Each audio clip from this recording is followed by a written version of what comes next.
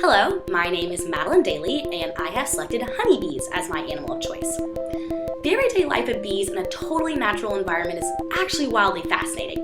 They live in colonies, also known as beehives, in groups from 20,000 to 80,000, with a single queen bee who's in charge of the reproduction and overall survival of the entire colony. Bees naturally divide themselves into different jobs. The first job of all is males. Unlike most any other creature in the world, the male's job is to solely reproduce with the queen bee. Fittingly, they are called drones. They serve no other purpose and complete no other function.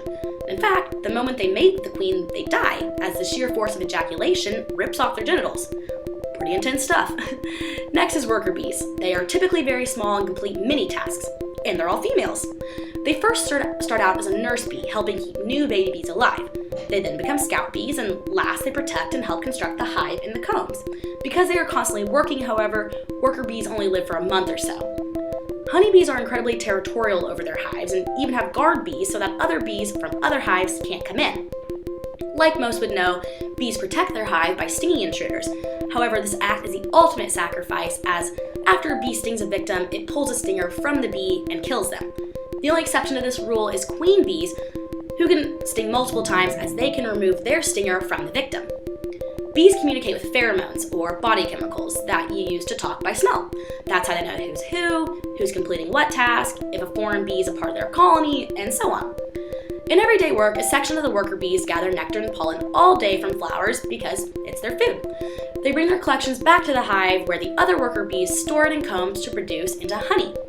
Bees create honey not for Pooh Bear or a morning tea, but because it is their only source of food in the winter when the plants die or are either covered in snow.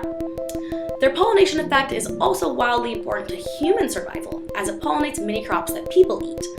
Which leads me to my next question: how is the future looking for honeybees? Well, to be frank, pretty grim. The lives of honeybees have changed drastically in the last few decades. In the last 30 or so years, bee colonies have been diminishing at startling numbers, so much so that there's been a term coined for it called colony collapse disorder. What's scarier about this, however, is scientists actually haven't pinpointed or even gotten close to figuring out what's causing this. And these aren't small numbers of diminishing colonies reported. Many beekeepers are reporting the loss of 30 to 90% of their colonies after winter has passed, and the new buzzing colonies should emerge. And there isn't a single country that hasn't reported losses. From France to Finland, Spain to Switzerland, North America to Norway, everyone is reporting startling numbers of loss. Now, there's a few hypotheses generated for this phenomenon, like genetically modified crops, which change the makeup and therefore entire growth process of a crop. Then there's pesticides, which would make a lot of sense because the toxic chemicals are transferred to entire colonies when a single bee comes back with remnants on its feet. That's how pollen's transferred.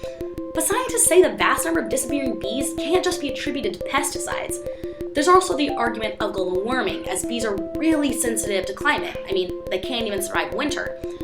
Even cell phones could be killing bees. With the level of radiation that is coming from newly built phone towers, the power of it all could be knocking bees off their regular track from the flowers back to the hive. It's called atmospheric electromagnetic radiation, but again, scientists aren't totally convinced about this idea. So the future of honeybees does not look bright if we can't figure out what the reason is for such a loss, and honestly, our future doesn't look too bright then either. So lastly, what type of interactions do these animals currently have with humans, and what's determining this? Well, since before the days of Christ, bees have shown up in archaeological history as being deeply admired, as a perfect example of community and rebirth. Nowadays, bees are starting to be equally as worshipped, but in a different sense. Like stated before, bees are disappearing at alarming rates.